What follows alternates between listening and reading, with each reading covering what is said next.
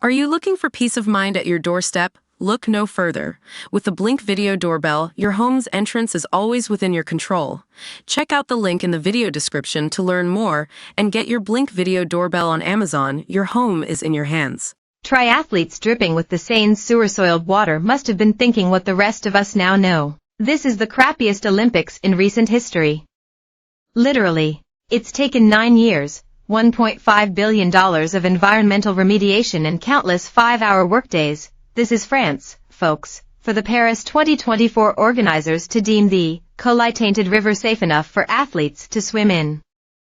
Just last-minute bacterial tests saw the scheduled men's triathlon event bumped from Tuesday to Wednesday this week, presumably to give lifeguards a chance to fish out a few floating bonbons. When the boys did swim, many joked about the water quality. "I'm definitely going to be visiting the bathroom later," South African Jamie Riddle said after the race.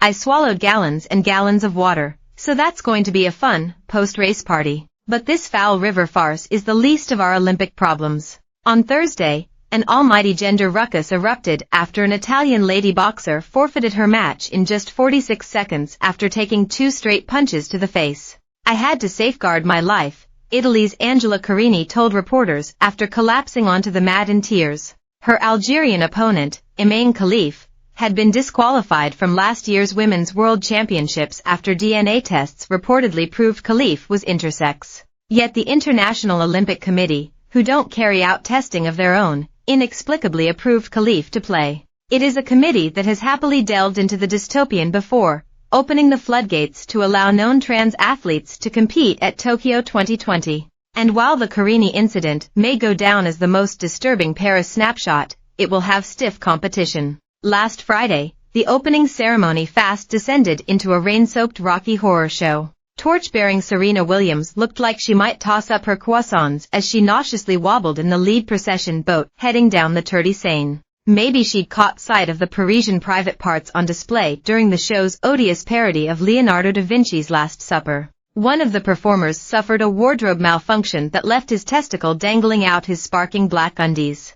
The eyeball-burning abomination was complete with a bearded drag queen and corpulent, self-described love activist DJ Barbara Butch. Then some dude painted blue and wearing a thong emerged from a giant chafing dish. He was supposed to be Dionysus, the Greek god of, among other things, insanity and ritual madness. Talking of insanity, the Olympic Committee are yet to give an honest answer as to why convicted Dutch pedophile Steven van de Velde, who served time for raping a 12-year-old girl when he was 19, has been cleared to compete. Last Supper? No, thanks. I'm not hungry anymore. But the athletes are starving. Despite a pledge to run the greenest ever games, Olympic Village caterers have reported a very high demand for meat and egg products. A third of the sustainably sourced meals forced on the 15,000-odd athletes so far have been vegetarian or vegan. But, quelle surprise, the world elite don't run on quinoa and locally sourced figs. Meanwhile, our sports boys and gals have been forced into 5-to-a-bathroom prison-style dorms with hard as rock, eco-friendly cardboard beds, and no air conditioning. Things got so stinky steamy in close quarters that U.S. tennis sensation Coco Gauff snitched on her roommates who'd escaped to a hotel room. At least one golden girl is enjoying herself, America's waning queen, Jill Biden. The doctor who sans Joe is all giggles in her farewell to grandpa era of the European tour, tossing back bubbly with Zendaya, Flavor Flav and Snoop Dogg in the stands. But this softest of soft power will do little to stem the ménage à trois of debauchery, deprivation and doo-doo unraveling across the pond. Can anyone save us?